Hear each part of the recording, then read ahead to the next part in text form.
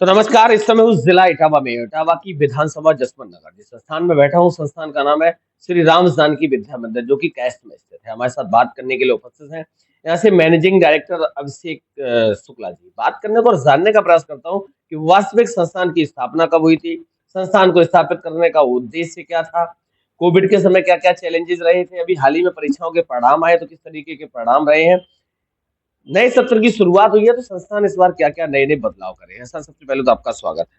जी, नमस्कार। मैं अभिषेक शुक्ला, प्रिंसिपल राम जानकी विद्या मंदिर। सर, सबसे पहला सवाल, संस्थान की स्थापना कब हुई? संस्थान की स्थापना 2006 में हुई थी। जी, क्या मोटिव रहा था उस समय? उस समय यहाँ लोकल में कोई विद्यालय नहीं थे और बच्चे बच्चों के पास जहाँ आने-जाने के लिए कोई भी साधन नहीं था, तो जसवंत नगर जाते थे। तो मैंने सोचा क्यों ना अपने गाँव में ही विद्यालय डाला जाए, जिससे गरीब बच्चे भी यहाँ पढ़ सकें। सर, बहुत लंबा आपका अनुभव रहा, लगभग 20 साल आप पूरा टेन्योर रहा। कोविड के समय क्या-क्या चैलेंजेस फेस करने पड़े? कोविड के चैलेंजेस ये रहे कि एक तो जो हमारी गाड़ियाँ थी, फाइनेंस थी, तो उधर से हमारे ऊपर पूरा प्रेशर था कि फाइनेंस को हम कैसे कवर करें। दूसरा गार्जियंस की तरफ से ये प्रेशर था कि जब पढ़ाई नहीं होगी तो हम पैसा किस चीज़ का दें। हालाँकि सरकार ने ऑनलाइन पढ़ाई का भी प्रावधान रखा, लेकिन उससे लोग संतुष्ट नहीं थे। फिर भी इन चीज़ों को बहुत ज़्यादा मुझे दिक्कत हुई उस समय। जी। संख्या आप समझिए कि 60% संख्या कम हो गई थी, 40% संख्या रह गई थी। फिर उसके बाद जो हमने स्टार्टिंग की, तो उससे ज़्यादा भी कठिनाइयाँ हुई, जो हमने स्टार्टिंग में जब विद्यालय स्टार्ट किया था।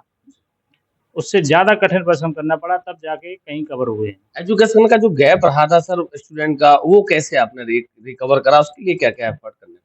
उसके लिए मैंने एक एक्स्ट्रा क्लास की व्यवस्था की, जैसे कि सभी जो पीरियड्स लगते हैं, जैसे 40 मिनट का होता है, तो उसमें से मैंने क्या किया कि 10-10 मिनट निकाल के एक बड़ा पीरियड बनाया, जिसमें केवल हिंदी, इंग्लिश और मैथ, इन तीनों चीज़ों को अपने टीचर स्टाफ लगा के और उनको कवर किया।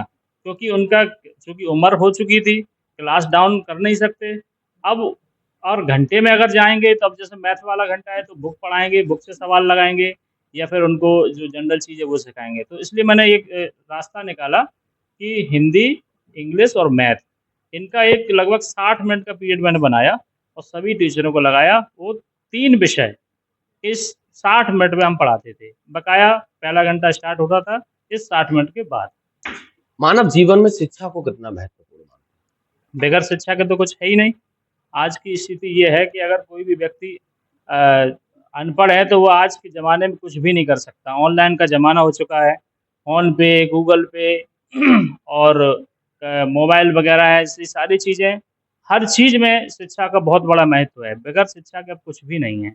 यहाँ तक कि मज़दूरी भी अब नहीं है। सर, एक सवाल और आपसे, क्योंकि बहुत लंबा आपका अनुभव रहा, वेस्टर्न कल्चर, पश्चिमी सभ्यता हावी हो रही है, भारतीय संस्कृति संस्कारों को बच्चे भूल रहे हैं, उस परिवेश में संस्थान क्या प्रयास कर रहा है? इसमें हम सभी लोगों को ये संदेश देना चाहेंगे जो हमारे गार्जियंस हैं, अभिभावक हैं, कहीं न कहीं हम लोगों की ही गलती है।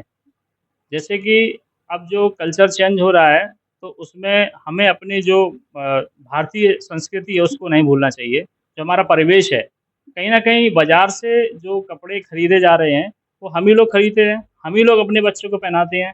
क्योंकि बच्चा छोटा था उसको तो पता नहीं है इससे क्या होगा। लेकिन हम लोगों को ये सोचना चाहिए कि जो हमारी पुरानी सभ्यता थी, उसको दोबारा लाया जाए और जैसे हम लोग असेंबली में सुबह जैसे प्रार्थना में क्या करें कि गायत्री मंत्र है और श्लोक हैं, भोजन मंत्र हैं, ये सारी चीज़ें हमें असेंबली में करनी चाहिए।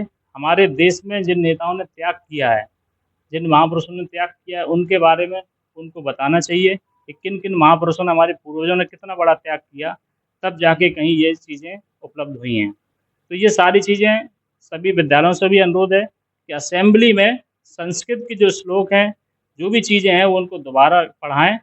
ठीक है, मॉडल ज़माना है, इंग्लिश का ज़माना है, लेकिन उसको भी ना भूलें। न्यू एजुकेशन पॉलिसी किस तरीके से संस्थान उस पे काम कर रहा है, किस तरीके से इम्प्लीमेंटेशन? न्यू एजुकेशन जो पॉलिसी है, उसमें अब सरकार ने जो परिवर्तन किया है, ठीक है। लेकिन कहीं न कहीं प्रैक्टिकली उसमें बहुत ज़्यादा जो है दिक्कतें आ रही हैं। अभी ये जो मैंने देखा है उसमें ये बदलाव किया है कि अब हर साल आप कोई भी विषय चेंज कर सकते हैं, कभी भूगोल ले सकते हैं, कभी संस्कृत पढ़ सकते हैं, हर 6 महीने विषय भी चेंज कर सकते हैं। तो अब वहाँ क्या सिस्टम बनाया, लेकिन उनको यहाँ प्रैक्टिकली भी देखना चाहिए कि बच्चों को क्या समस्या हो रही है। भई 6 महीने बच्चे संस्कृत पढ़ेगा, फिर 6 महीने बाद इंग्लिश पढ़ेगा, प्रॉपर चीज़ होनी चाहिए, जिसको इसमें तो अधूरा ज्ञान होगा। भई 5-6 महीने संस्कृत पढ़ेगा, उसका अधूरा ज्ञान होगा, 6 महीने इंग्लिश पढ़ेगा, उसका भी अधूरा ज्ञान होगा। तो लक्ष्य क्या है, टारगेट क्या है, वो निश्चित नहीं क्लियर हो रहा है कि क्या है इसमें। तो मैं अनुरोध करूँगा कि इसका सही सिस्टम बनाया जाए, कोई एक रूपरेखा दी जाए कि इससे जिससे कि बच्चों को परेशानी ना हो। सर एक अभी हाल ही में नए सत्र की शुरुआत हुई है, अप्रैल में, अब जुलाई का समय आ गया। संस्थान इस बार क्या-क्या डेवलपमेंट